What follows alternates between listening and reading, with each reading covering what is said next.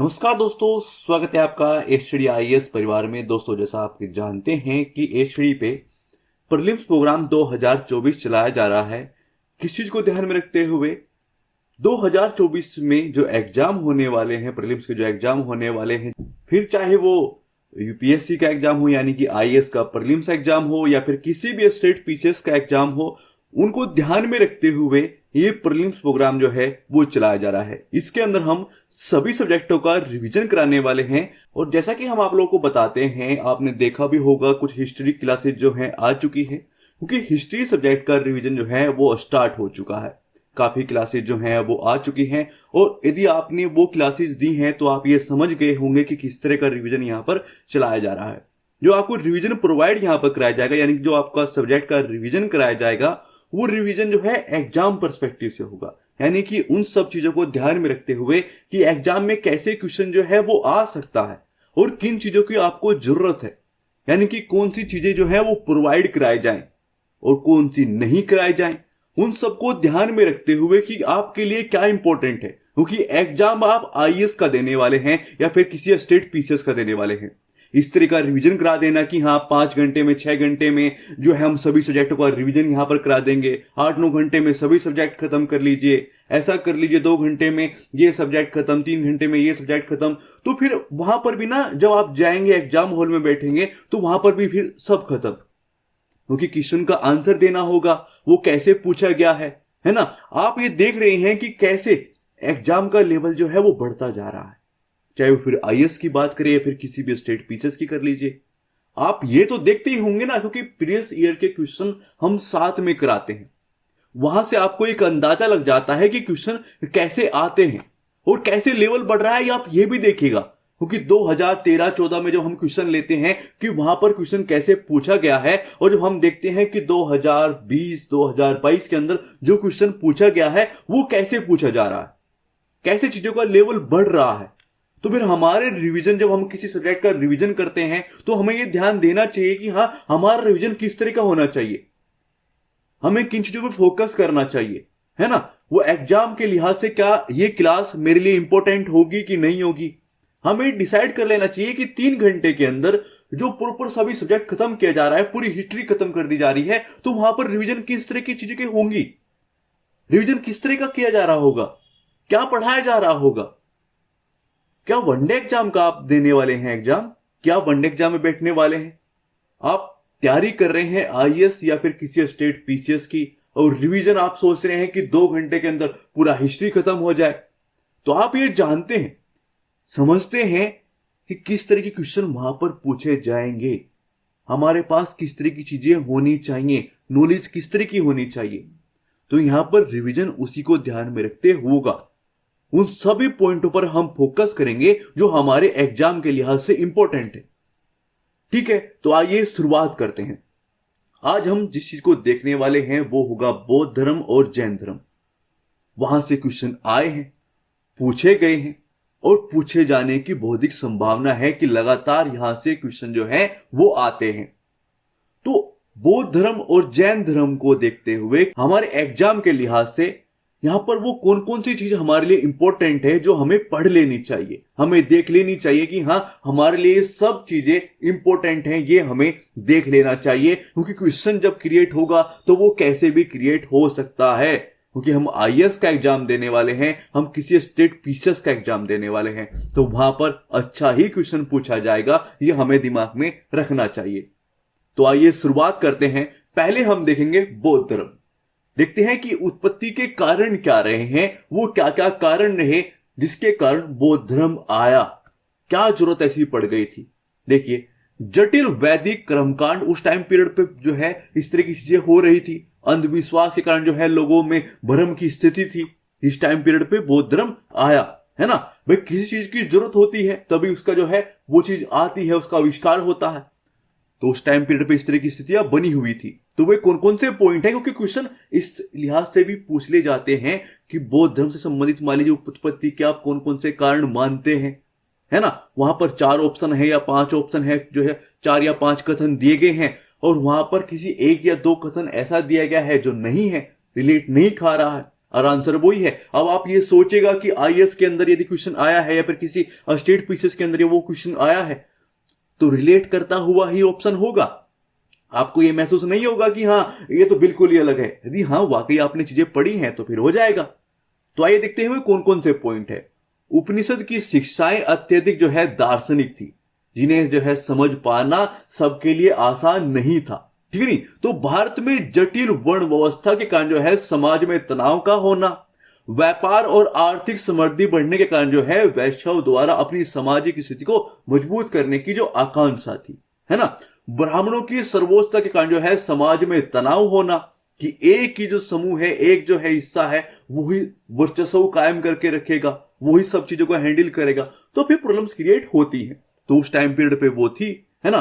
पशुधन की बलि देना, नवीन कृषि अर्थव्यवस्था के अनुकूल नहीं होना, है ना। तो वो सब जो प्रॉब्लम्स थी, इस धार्मिक बौद्धिक आंदोलन का नेतृत्व जो है क्षेत्रीय द्वारा किया जा रहा था, क्योंकि बौद्ध धर्म और जैन धर्म जिन्होंने स्टार्ट किया वो दोनों ही यहां से थे, क्षेत्रीय थे, है ना। इसमें लोहे के बढ़ते प्रयोग ने जो है महत्वपूर्ण भूमिका निभाई। वो कैसे, आप सोचेगा कि भाई लोहे का प्रयोग बढ़ रहा है तो ये कैसे रिलेट खा रही हैं चीजें।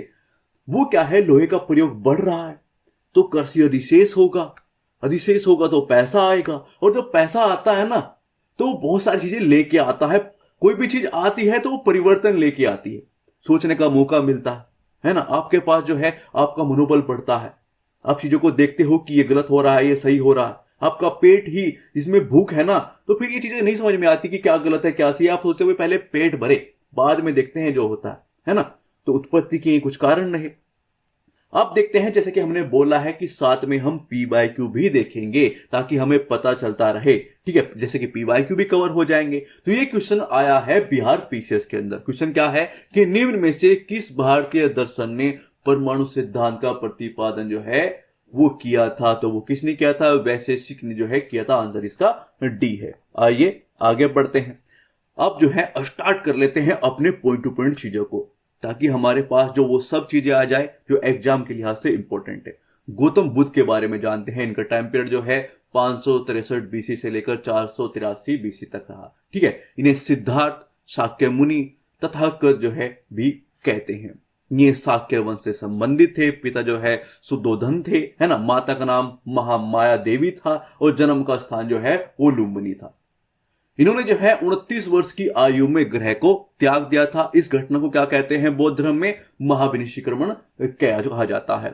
शिक्षक जो थे अलार कलाम और रुद्राक रामपुत थे। और ज्ञान की प्राप्ति कब हुई, 35 वर्ष की आयु में जो है वैशाख पूर्णिमा की रात को पीपल, जिसको हम आप बोधि वृक्ष के नाम से जानते हैं, उनके नीचे जो है निरंजना नदी के तट पर सिद्धार्थ को ज्ञान की प्राप्ति हो गई थी। उसके बाद उनको तथागत भी कहने होगी, तथागत ये हो गए हैं, ठीक है।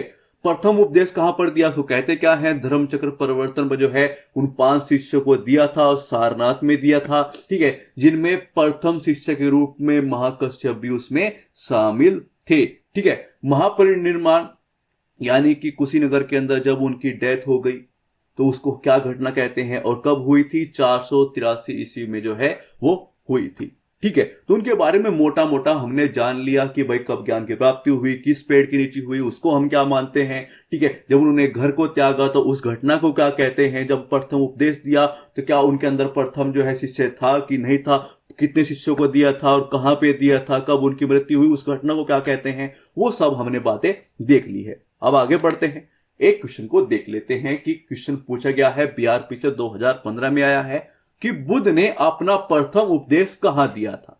अभी नॉर्मल हमने देखा है, नॉर्मल 2015 के अंदर ये क्वेश्चन आ रहा है, तो उस टाइम पीरियड पे normal question Bihar state pieces की बात हो रही है, ठीक है, सारनाथ के अंदर, ठीक है। अब आगे बढ़ते हैं, कुछ इंपॉर्टेंट तथ्य जान लेते हैं। कुछ घटनाएं हुई, जैसे कि मैंने अभी बता रहा था कि जब जन्म हुआ उनका तो वो स्थान कौन सा था, लुम्बिनी था, ये हमने देख लिया। प्रतीक क्या मानते हैं, कमल और सान, ठीक है। महाविनिष्कर्मण, इसका प्रतीक क्या है, घोड़ा। निर्वाण, इसका स्थान क्या है, बोध गया है, और प्रतीक क्या है, बोधि वृक्ष, ठीक है। धर्म चक्र परिवर्तन क्या है, यह स्थान क्या है, सारनाथ है, और प्रतीक क्या है, चक्र है, ठीक है। महापरिनिर्वाण स्थान क्या है, कुशीनगर है, और प्रतीक के रूप में हम किसको देखते हैं, वो है स्तूप। ठीक है, तो कौन कौन सी घटना कौन कौन से स्थान पर हुई और कौन से प्रतीक के रूप में चीजों को देखा जाता है, ये हमने देख लिया। अब देखते हैं जो इंपॉर्टेंट है इनके। त्रिपिटक, विनय पिटक में जो है बौद्ध मठों में रहने वाले भिक्षु के अनुशासन संबंधी जो है वो नियम दिए गए हैं। बात करें सुत्त पिटक की, तो बौद्ध धर्म के जो सिद्धांतों एवं बुद्ध की जो है प्रमुख शिक्षा धर्म का उल्लेख जो है वो किया गया है। इसमें 5 निकाय जो है विभाजित किया गया है। कौन कौन से हैं? दीर्घ निकाय है, मध्यम निकाय है, संयुक्त निकाय है, अंगुत्तर निकाय है और खुद्दक निकाय है। ठीक है, तो ये 5 जो है सुत्त पिटक के क्या है, इसमें विभाजित ये किया गया है और वो 5 ये हैं। अभिधम्म पिटक की बात करें तो महात्मा बुद्ध के जो है उपदेशों और सिद्धांतों बौद्ध मठों की जो है दार्शनिक व्याख्या की गई है। अन्य महत्वपूर्ण बौद्ध धर्म की जो पुस्तकें हैं वो कौन का है? दिव्यवदान है, दीपवंश है, महावंश है, ठीक है, मिलिंद पन्नो जो इत्यादि जो है इसके अंदर शामिल है। तो त्रिपिटक क्या क्या है, उसके अंदर हम कौन कौन से नियम है, कौन सा किस चीज से संबंधित है। जो सुत्त पिटक है जिसको विभाजित किया जाता है 5 भागों में, ठीक है, वो कौन कौन से निकाय हैं ये हमने। अन्य महत्वपूर्ण बौद्ध धर्म की जो पुस्तकें हैं, जो ग्रंथ हैं, वो कौन कौन से हैं वो हमने देख लिया है। और जो 3 पिटक हैं वो कौन सा किस चीज से संबंधित है, किसके अंदर क्या है, वो भी हमने देख लिया। ठीक है, अब बढ़ते हैं आगे। बौद्ध धर्म के आर्य सत्य, वो 4 आर्य सत्य कौन कौन से हैं, क्या क्या चीजें बोली गई हैं कि संसार दुखों से भरा हुआ है। आज भी ये चीजें देखने को मिलती हैं। दुख का कारण क्या है? इच्छाएं हैं। इच्छाओं का अंत जो है वो संभव है। अष्टांगिक मार्ग का अनुसरण करते हुए अपनी जो इच्छाएं हैं उन पे हम विजय प्राप्त कर सकते हैं। ये चीजें बोली गई हैं, वो 4 आर्य सत्य हैं। वो कौन से अष्टांगिक मार्ग हैं, आइए वो देख लेते हैं। सम्यक दृष्टि है, सम्यक अभिव्यक्ति है, सम्यक आजीविका है, ठीक है, स्मृति है, सम्यक संकल्प है, कर्मांत है ना, व्यायाम है और समाधि है। तो ये 8 अष्टांगिक मार्ग हैं। बौद्ध धर्म के त्रिरत्न कौन कौन से हैं? बुद्ध है, धम्म है और संघ है। ठीक है, आइए अब एक PYQ देख लेते हैं। क्वेश्चन आया है CAPF एग्जाम 2013 के अंदर कि बौद्ध संघ मठवासियों का संगठन था। किसका? जो बौद्ध धर्म के शिक्षक बने। ठीक है, UPSC से संबंधित कोई भी का एग्जाम हो रहा है तो किस तरह के क्वेश्चन पूछे जा रहे हैं आप ये देखिएगा, और रिपीट होते हैं इधर उधर से, इसलिए हमने सभी PYQ को लिया है जो इनसे रिलेट होते हैं। ठीक है, अब देखते हैं बौद्ध संघ की इसकी विशेषताओं के बारे में। देखिए, इतिहास में प्राचीन प्रार्थना स्थल जिसमें चोर, हत्यारे, रोगी, आप इनमें से कोई भी है तो प्रवेश की अनुमति नहीं है। ठीक है, 64 प्रकार के अपराध जिन्हें जो है पथि मोक्ष कहा जाता है, प्रतिषेध है इसके अंदर। ठीक है, महिलाओं को शामिल होने की अनुमति थी, क्योंकि यह भी एक बड़ा पॉइंट था ना उस टाइम पीरियड पे कि भाई महिलाओं को जो स्थिति बनी हुई थी, अब उनको शामिल ही नहीं करेंगे तो फिर इफेक्ट नहीं डालता कोई भी चीज। भाई नई शुरुआत हो रही है तो वो इफेक्ट नहीं डालेगी, है ना, क्योंकि मेन प्रॉब्लम थी महिला। ठीक है, अब देखते हैं महत्वपूर्ण बौद्ध दार्शनिक। देखिए, जो भी चीजें मैं आपको बता रहा हूं ना वो प्रॉपर चीजें नहीं है, वो है एग्जाम पर्सपेक्टिव से कि क्या क्या विशेषताएं उनकी थी। गौतम बुद्ध जो थे उनके बारे में इंपॉर्टेंट चीज क्या है, उनसे संबंधित जो प्रतीक हैं, जो स्थान है, वो इंपॉर्टेंट क्या क्या है। तो एग्जाम के लिहाज से क्या क्या चीजें इंपॉर्टेंट है मैं आपको वो बता रहा हूं, ताकि आपकी तैयारी उस तरीके से हो सके, आपका रिवीजन जो है वो उस तरीके से हो सके कि हाँ एग्जाम में कुछ चीज पूछी जाए और साथ में PYQ भी तैयार हो रहे हैं, है ना, तो वो चीज आपकी जो तैयारी है उसका एक लेवल बढ़ा देते हैं। तो आइए महत्वपूर्ण बौद्ध दार्शनिक देख लेते हैं, उनके बारे में जान लेते हैं। मोगली बुद्धिस्ट के बारे में देखें तो इससे प्रभावित होकर अशोक ने धम्म अभियान जो है वो शुरू किया था। तो एक इंपॉर्टेंट व्यक्ति है ना, दार्शनिक है। अशोक घोष जो है इसने बुद्ध चरित और संस्कृत नाटक जो है सारिपुत्र प्रकरण लिखा था। तो इनके बारे में कौन किस चीज से संबंधित है और कैसे जो है उनकी बारे में बताया जा रहा है कि हाँ वो किस चीज से कनेक्ट है, किनके बारे में क्या चीज इंपॉर्टेंट है और वो कैसे बौद्ध धर्म के अंदर इंपॉर्टेंट है ना। नागार्जुन जो है इसने महायान बौद्ध धर्म के माध्यमिक विचारधारा की स्थापना की, शून्यवाद का सिद्धांत दिया। इसने जो है माध्यमिक कारिका नामक ग्रंथ की रचना की। तो नागार्जुन के बारे में क्या क्या इंपॉर्टेंट है, कौन सी विचारधारा की स्थापना की है, शून्यवाद का सिद्धांत दिया है, कौन सा ग्रंथ लिखा है, वो कैसे उनके लिए एक महत्वपूर्ण बौद्ध दार्शनिक है है ना, बहुत सारे हुए हैं मगर ये इंपॉर्टेंट है ना। बुद्ध घोष जो है थेरावादी शाखा का प्रमुख प्रवक्ता, इसने जो है विशुद्धिमत की रचना की है। धर्म कीर्ति की बात करें तो यह नालंदा के शिक्षक थे जिन्हें जो है भारत का कांट कहा जाता है कि इतने बड़े विद्वान थे, इतने बड़े दार्शनिक थे। ठीक है, आइए आगे बढ़ते हैं, बौद्धिस्तव के बारे में देख लेते हैं। बौद्ध धर्म के प्रबुद्ध को बौद्धिस्तव कहते हैं, जो महान दया से जो है प्रेरित, बोधिचित जनित सभी संवेदनशील प्राणियों के लाभ के लिए जो है सहज इच्छा से बुद्धत्व को प्राप्त करने वाले जो है बौद्धिस्तव कहा जाता है। और यही हिंदू दर्शन में मोक्ष के सिद्धांत के समान है। बौद्ध साहित्य और कला में जो है बौद्धिस्तव प्रमुख है। अब ये चीज मैं आपको बता रहा हूं, शायद आपको ये लगा भाई इनके बारे में जिस तरह की चीजें बताई गई हैं, क्या ऐसे भी क्वेश्चन पूछा जाता है क्या? देखिए PYQ से हमें पता चल जाता है कि जो मैंने आपको बताया है अभी IAS 2016 के अंदर क्वेश्चन आया है। आप अपने सामने आप चेक भी कर सकते हैं कि भारत के धार्मिक इतिहास के संदर्भ में निम्नलिखित कथनों पर विचार कीजिए। बौद्धिस्तव बौद्ध मत के हीनयान संप्रदाय की केंद्रीय संकल्पना है, जबकि वो है कहा के महायान संप्रदाय की केंद्रीय। तो ठीक है, तो पहला गलत है। बौद्धिस्तव जो है अपने प्रबोध के मार्ग को बढ़ता हुआ करुणामय है। ठीक है, नहीं, बौद्धिस्तव जो है समस्त सचेतन प्राणियों को जो है उनके प्रबोध के मार्ग पर चलने में सहायता करने के लिए स्वयं की जो है निर्वाण प्राप्ति विलंबित करता है। तो 2 और 3 जो है वो सही है, जैसे कि मैंने बताया वो ही आंसर नहीं महायान से जो है संबंधित है, तो पहला गलत है। तो 2 और 3 आंसर्स को हमसे सत्य पूछा गया है, तो 20 का आंसर हो जाएगा। IAS 2016 के अंदर ये क्वेश्चन आया है। अब देखते हैं चारों संगति के बारे में जो बौद्ध परिषद हुई है। पहली जो है अजात शत्रु के टाइम पीरियड पर स्थान था। राजगृह, अध्यक्ष कौन थे? महाकश्यप थे। कब हुई है? 483 ईस्वी पूरी हुई है। ठीक है नहीं, तो उसके बारे में कौन कौन से कार्य उस टाइम पीरियड पे हुए? तो बुद्ध के महापरिनिर्वाण के तुरंत बाद जो है इसका आयोजन किया गया था। इसका उद्देश्य जो है बुद्ध के उपदेशों को पिटकों में संकलित करना था। उपालि द्वारा जो है विनय पिटक और सुत पिटक का जो है संग्रह किया गया। दूसरी जो है कालाशोक टाइम पीरियड पर स्थान था। वैशाली, अध्यक्ष कौन थे? सुबुकामी। वर्ष कौन सा था? 383 ईस्वी पूर्व था। बौद्ध संघ जो है सतवीर और महासंधिक में विभाजित हुआ। और तीसरी जो है अशोक के टाइम पीरियड पर स्थान था। पाटलिपुत्र, अध्यक्ष थे जो है मोगली पुत्र जो है, और कौन सा वर्ष था? तो 250 ईस्वी पूर्व जो है, यानी कि 250 ईस्वी पूर्व जो है अभिधम पिटक का संकलन इस टाइम पीरियड पे इस तीसरी बौद्ध परिषद के अंदर हुआ था। चौथी जो है वो कनिष्क के टाइम पीरियड पर हुई थी। स्थान था कश्मीर। अध्यक्ष कौन थे? वसुमित्र थे। और 72 ईस्वी में बौद्ध धर्म का हीनयान और महायान संप्रदायों में विभाजन हो गया। तो चारों संगति के बारे में बात कर ली।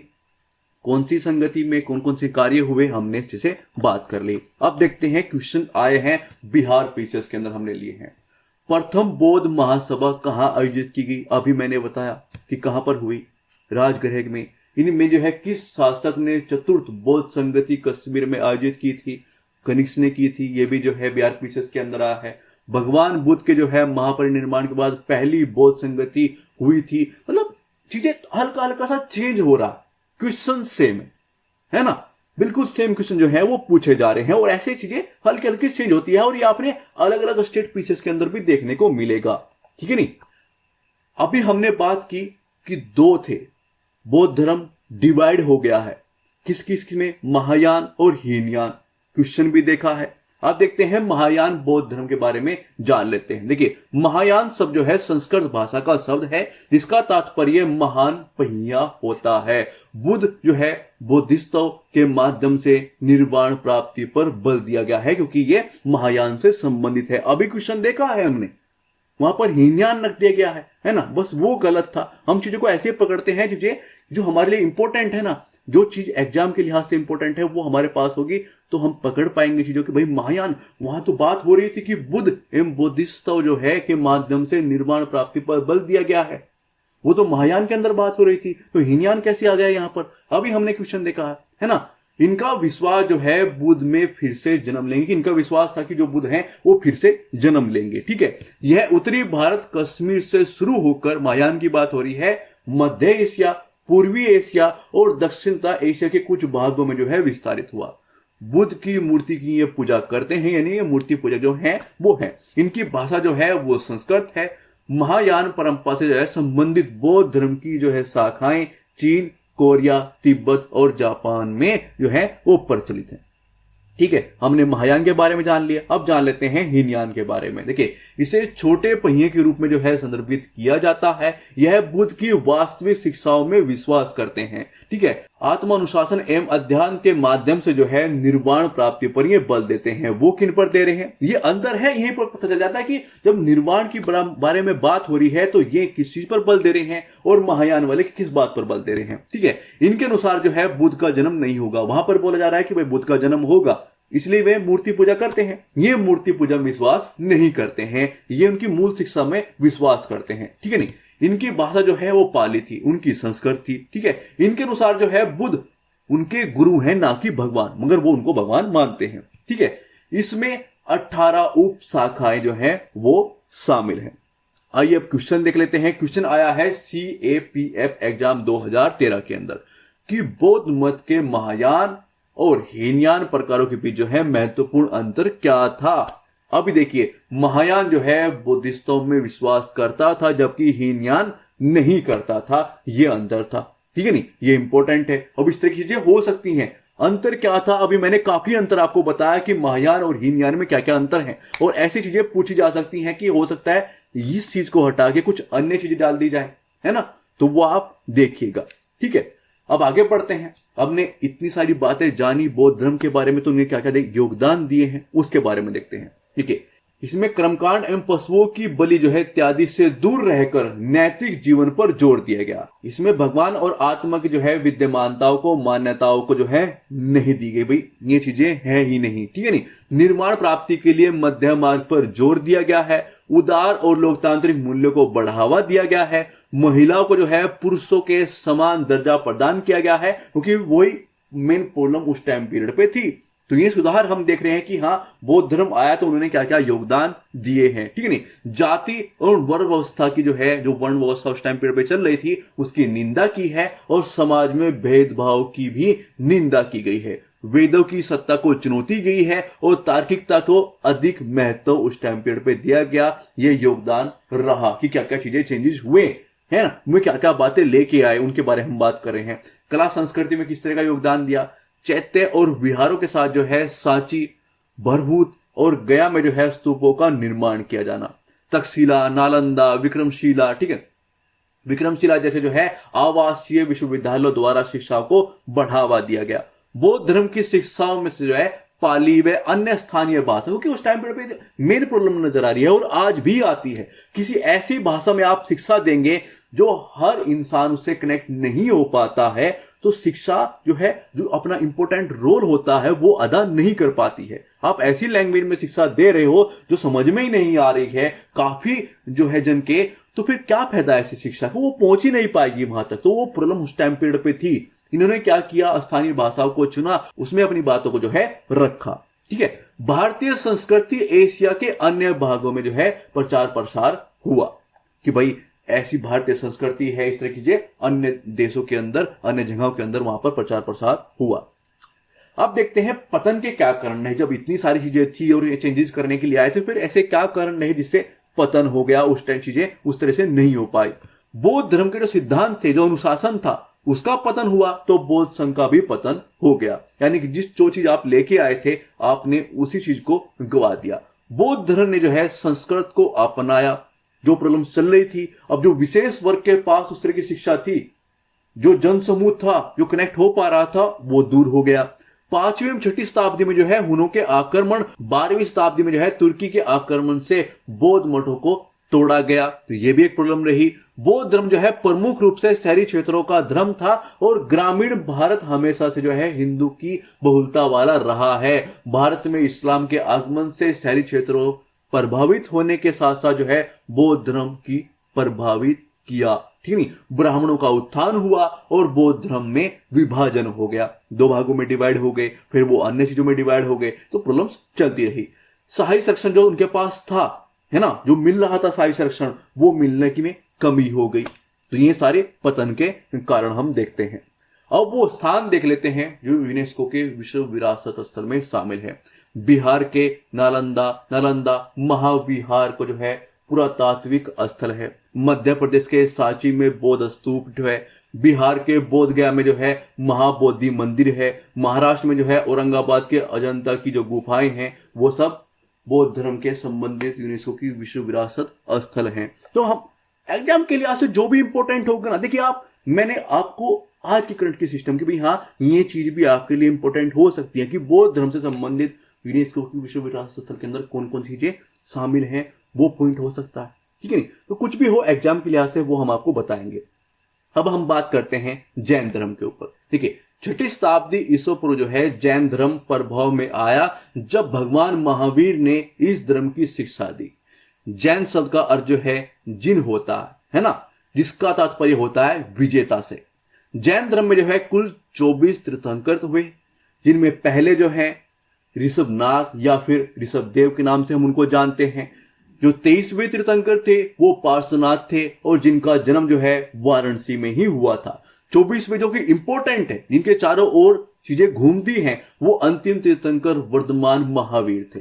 जैन धर्म और बौद्ध धर्म से पुराना है, ठीक है। आइए एक इंपॉर्टेंट क्वेश्चन देख लेते हैं। भारत की धार्मिक प्रथाओं के संदर्भ में जो है स्थानक वासी संप्रदाय का संबंध किससे है? क्वेश्चन 2018 के अंदर आया है, वो है जैन मत से, ठीक है। अब देखते हैं उनके बारे में जिनके और चारों ओर चीजें घूमेंगी, ठीक है नहीं। वर्धमान महावीर टाइम पीरियड 540 से 468 बीसी तक, ठीक है। इनका जन्म जो है वैशाली के निकट कुंडन ग्राम में हुआ था। बुद्ध और महावीर दोनों जो है समकालीन थे। अभिवाह जो है सिद्धार्थ और त्रिशिला है। इनका विवाह जो है यशोदा से हुआ और इनकी पुत्री का नाम जो है प्रियदर्शनी था। इन्होंने जो है बड़े भाई से नंदीवर्धन की आज्ञा ली और 30 वर्ष की आयु में ग्रह को त्याग दिया। 29 वर्ष की उन्होंने त्याग दिया था। इन्होंने जो है 42 वर्ष की उम्र में साल वृक्ष के नीचे ज्ञान की प्राप्ति हुई, उनको पीपल की हुई थी, ठीक है। इसके बाद जो है इन्हें महावीर अर्थात जितेंद्रिया यानी कि इच्छाओं को जीतने वाला, है ना, निर्गत यानी कि सभी बंधनों से मुक्त, जितने भी बंधन है सबसे मुक्त कहा जाने लगा उनको जो है तथागत। तो उस टाइम पर हमें देखना है कि जो हम जैन की बात कर रहे हैं, जो है गौतम बुद्ध की बात करते हैं या फिर महावीर की बात करते हैं, तो उनमें अंतर क्या है, यहीं पर चीजें हम देखते चलेंगे, ठीक है नहीं। प्रथम उपदेश की बात करें तो पावापुरी में दिया था, उन्होंने सारनाथ में दिया था। 72 वर्ष की आयु में जो है राजगृह के समीप जो है पावापुरी में इनकी मृत्यु हुई थी। उनकी पेड़ पे हुई थी 80 वर्ष में, ठीक है। प्रत्येक तीर्थंकर में संबंधी जो है एक प्रतीक होता है, जैसे उनका भी है, बहुत सारे प्रतीक हैं, तो ऐसे ही इनका जो है महावीर से संबंधित क्या है, वो शेर है, ठीक है। अब उनकी कुछ शिक्षाओं के बारे में बात करेंगे, उनके जो है 5 सिद्धांत है उनके बारे में बात करेंगे और जैन धर्म से संबंध जो है त्रिरत्न के बारे में बात करेंगे। शिक्षाओं के बारे में देख लेते हैं। उन्होंने जो है वेदों और वैदिक कर्मकांड को जो है अस्वीकृत कर दिया कि ये चीजें तो नहीं मानी जाएंगी। भगवान के अस्तित्व में विश्वास नहीं किया और आत्मा के हस्तांतरण एवं कर्म का जो मान्यता है वो उन्होंने दिखाई कि हाँ ये चीजें तो ठीक है, ये हम मानते हैं, है ना। इन्होंने जो है समानता पर जोर दिया, लेकिन वर्ण व्यवस्था की निंदा इन्होंने नहीं की थी। ये देखिएगा वो कर रहे हैं, बौद्ध धर्म में वर्ण व्यवस्था की निंदा की जा रही है, जबकि यहां पर नहीं कर रहे हैं, ठीक है। अहिंसा पर जोर दिया, ये तो इनका मूल सिद्धांत है अहिंसा, तो ठीक है नहीं। तो ये आप ध्यान रखना। जैन धर्म के 5 सिद्धांत हैं कि जीव जंतुओं को हानि नहीं पहुंचाने का, झूठ नहीं बोलना, चोरी नहीं करना, संपत्ति का संचय जो है नहीं करना, क्या आप पैसे जोड़ो बैठे हैं वो आपको नहीं करना है, ठीक है नहीं। तो महिलाओं से दूर रहना है, जो आप गर्लफ्रेंड बॉयफ्रेंड वाला सिस्टम है ना, तो आपको दूर रहना है, ठीक है नहीं। तो जैन धर्म से संबंधित तीर्थन कौन से हैं? सम्यक दर्शन है, सम्यक ज्ञान है, सम्यक आचरण है, ठीक है। आगे बढ़ते हैं, एक पीवाईक्यू देख लेते हैं जो कि बिहार पीसीएस के अंदर पूछा गया है कि त्रिरत्न, 3 रत्न, सबसे सटीक ज्ञान, सच्ची आस्था, सटीक क्रिया इनमें से किससे संबंधित है? तो वो जैन धर्म से है। अब यार मैं आपको बता रहा हूं ना कि उनसे संबंधित पीवाईक्यू देख रहा हूं तो आसान हो गया होगा, मगर जब एग्जाम हॉल में आते हैं ना तो अलग तरीके से होता है। तो ये सब चीजें जो आपको बता रहा हूं ये आसान आपको कर देगी। जैन सभाएं हुई, वो 2 हुई, उनके बारे में देख लेते हैं। प्रथम जैन सभा किस टाइम पीरियड पे हुई? 300 ईस्वी पूर्व में हुई। शासन किस काल किसका था? चंद्रगुप्त मौर्य का था। स्थान कहां पर थे? पाटलिपुत्र में। अध्यक्ष कौन थे? स्थूल भद्र थे। और कार्य उस टाइम पीरियड पे क्या हुआ? इसमें जो है जैन धर्म के प्रधान भाग 12 अंगों का जो है संपादन हुआ और जैन धर्म जो है 2 भागों में डिवाइड हो गया, दिगंबर और श्वेतांबर। ठीक है, ये चीजें हम ध्यान रखना कि कौन सी सभा में हुआ था, हो सकता है ये इफेक्ट पूछ लिया जाए। ठीक है, द्वितीय जैन सभा, टाइम पीरियड क्या था, 512 ईस्वी। ठीक है, स्थान कौन सा था, वल्लभी। अध्यक्ष कौन से थे, देवऋषि समा शर्मण थे। कार्य क्या हुआ, धर्म ग्रंथों को जो है अंतिम रूप से संकल्पित किया गया, लिपिबद्ध किया गया। ठीक है, तो जो धर्म ग्रंथ थे कब लिपिबद्ध किया गया था, जो है अंतिम रूप से कौन सी सभा में, प्रथम में या दूसरी में, तो वो चीजें हो जाती है ना, देखने में नॉर्मल लगता है। ठीक है, तो अभी हमने देखा कि चीजें डिवाइड हो चुकी हैं, तो आप कौन कौन से में बटा है और उनके अंदर क्या क्या चीजें हैं वो देख लेते हैं। ठीक है, दिगंबर की बात करें तो इस शाखा में जो है संपूर्ण रूप से नगर रहने में विश्वास रखते हैं कि कपड़े चीजें हमें नहीं चाहिए। ठीक है, तो आपने देखा भी होगा। ठीक है, पुरुष अनुयायी जो है कपड़े नहीं पहन सकते हैं, जबकि महिलाएं जो है साड़ी पहनती हैं, वो धारण करती हैं। इनमें सभी 5 सिद्धांतों का अनुसरण करना आवश्यक है, जो मैंने आपको बताया है। ये 5 सिद्धांत, महिलाएं जो है कैवल्य प्राप्त नहीं कर सकती हैं। ठीक है, इस शाखा में जो है प्रवर्तक भद्रबाहु थे और प्रमुख उप शाखाएं कौन कौन सी हैं, मूलासंग है, विस्पंथ, तारापंथ और शम्यापंथ। ठीक है, अन्य प्रमुख शाखाओं की बात करें तो जो है गुमनाम पंथ और तोतापंथ। श्वेतांबर की बात करें तो इसके अनुयायी जो है सफेद वस्त्र धारण करते हैं, ये भी आप लोगों ने कहीं पर देखा होगा। ठीक है, यदि आप इनमें ही मानते हैं तो फिर तो आप अच्छे से जानते ही होंगे। ठीक है, इनके अनुयायी जो है सफेद वस्त्र धारण करते हैं। ब्रह्मचर्य को छोड़कर ये 5 को अपनाते हैं, मगर ये ब्रह्मचर्य को छोड़कर 4 सिद्धांतों का पालन करना आवश्यक इसमें माना जाता है। इनके अनुसार महिलाएं जो है कैवल्य प्राप्त कर सकती हैं और इस शाखा के प्रवर्तक जो है स्थूल भद्र थे। इनके कौन से हैं, भद्रबाहु।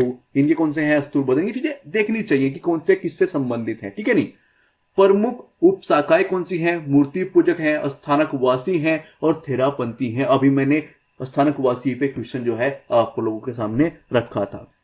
महत्वपूर्ण जैन साहित्य और उनके प्रतिपादक की बात करें तो महावीर से पहले जो है तीर्थंकर की शिक्षाओं को पूर्व, है ना, कहा जाता था और जैन साहित्य को जो है आगम कहा जाता था। ये महावीर की शिक्षाओं पर आधारित ग्रंथ है। कल्पसूत्र को जो है भद्रबाहु द्वारा लिखा गया है, जिसमें जो है तीर्थंकरों के जीवन से संबंधित घटनाओं का वर्णन मिलता है। जैन साहित्य प्रमुख रूप से जो है प्राकृत भाषा में लिखे गए हैं। कौन सी भाषा में लिखे गए हैं, ध्यान रखना। जैन धर्म का योगदान क्या क्या है, जैसे कि हमने बौद्ध धर्म का देखा, ऐसे ही जैन धर्म का भी देखेंगे। तो क्या क्या योगदान इनके रहे कि सभी जीव जंतुओं के प्रति जो है अहिंसा का, देखिए थोड़ा गलत यहाँ पर हुआ है, अहिंसा। ठीक है, नहीं, कन्नड़ एवं प्राकृत भाषाओं का विकास। वर्धमान महावीर ने जो है अर्धमगधी भाषा में अपने प्रवचन दिए हैं, जो आम लोगों की भाषा थी। जैन धर्म ने जो है व्यापारी वर्ग की समृद्धि में योगदान दिया है। जैन धर्म और बौद्ध धर्म में किस प्रकार ये अलग हैं, क्योंकि यहां से क्वेश्चन पूछे जाते हैं। जैसे हमने हीनयान महायान पे देखा, ऐसे हम श्वेतांबर दिगंबर पे देख सकते हैं। ऐसे ही जैन धर्म और बौद्ध धर्म पे भी क्वेश्चन आते हैं, पूछे गए हैं। ठीक है, और पूछे जाने की संभावना भी है। जैन धर्म में जो है ईश्वर के अस्तित्व को मान्यता प्रदान की गई है, लेकिन बौद्ध धर्म में मान्यता प्रदान नहीं है। ठीक है, जैन धर्म में वर्ण व्यवस्था की निंदा नहीं की गई है, जबकि बौद्ध धर्म में भर भर के की गई है। जैन धर्म में जो है आत्मा के हस्तांतर में विश्वास किया गया है, ये किसी को मानते ही नहीं है। बौद्ध धर्म में जो है मध्य मार्ग पर जोर दिया गया है, जबकि जैन धर्म में जो है जीवन से संबंधित आयामों में चरम बिंदुओं को अपनाया गया है। ठीक है, अब पीवाय क्यों देखते हैं। देखिए, 10वीं शताब्दी के नालिर दिव्य प्रबंधम के रचयिता कौन थे, क्वेश्चन आया है सीडीएस एग्जाम 2018 के अंदर, तो वो थे अलवार। ठीक है, ए इसका आंसर है। तो हमारा ये प्रयास आपको कैसा लग रहा है, प्लीज कमेंट बॉक्स में जरूर लिखिएगा। प्लीज वीडियो को शेयर कर दीजिएगा, ताकि जो है अन्य लोगों तक ये चीजें पहुंच सके, उनको पता चल सके कि हाँ एग्जाम पर्सपेक्टिव से यदि आपको एग्जाम क्रैक करना है 2024 के अंदर, आईएएस का प्रीलिम्स को क्रैक करना है या फिर स्टेट पीसीएस को करना है, तो यहां पर इस तरह का प्रोग्राम चलाया जा रहा है। तो वहां पर हम चीजें करेंगे तो हमारे लिए चीजें आसान हो जाएगी, वो राह जो है वो आसान हो जाएगी। तो प्लीज वीडियो को शेयर कीजिएगा। थैंक्स फॉर वॉचिंग, धन्यवाद।